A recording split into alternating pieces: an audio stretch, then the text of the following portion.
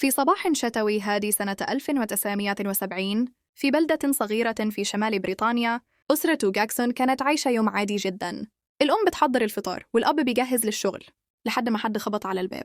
البنت الصغيرة سوزان 8 سنين قريت تفتح ولقت سعي البريد واقفة ومسلم طرد صغير مكتوب عليه اسمها. هي بالضبط. الأم استغربت لأن عيد ميلادها لسه بدري، لكن الطرد كان متغلف بعناية وشكله هدية فخمة.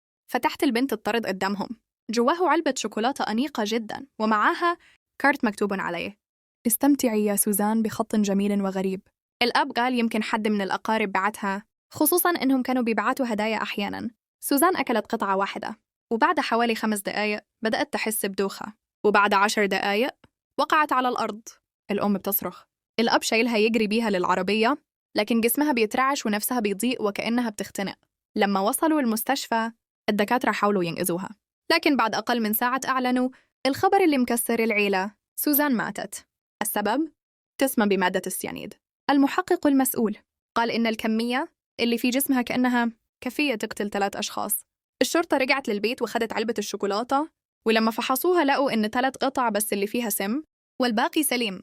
اللي حط السم كان متعمد البنت تفتكر إنها شوكولاتة عادية وتاكل كمية بسيطة بس تكفي لقتلها. بدأوا يسألوا الجيران، المدرسة، الأقارب.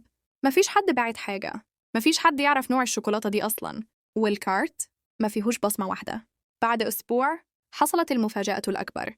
مكتب البريد لقى طاردين تانيين بنفس الشكل وبنفس الخط، واحد لطفل تاني في مدينة تانية وواحد لست كبيرة في منطقة مختلفة. الطاردين ما تبعتوش لسه، ولما اتفتحوا لقوا نفس نوع الشوكولاتة ونفس السم.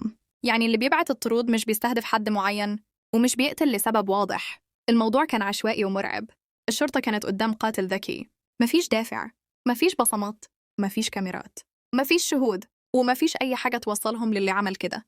بعد شهور من التحقيق القضية اتقفلت وتسجلت كواحدة من أغرب وأبرد القضايا في تاريخ بريطانيا. وقاتل الشوكولاتة لحد النهاردة محدش عارف مين هو، وأسطورة الشوكولاتة المسمومة لسه بتتذكر في بريطانيا، خصوصاً إن المجرم قدر يختار ضحايا مختلفة من مدن مختلفة من غير أي رابط بينهم.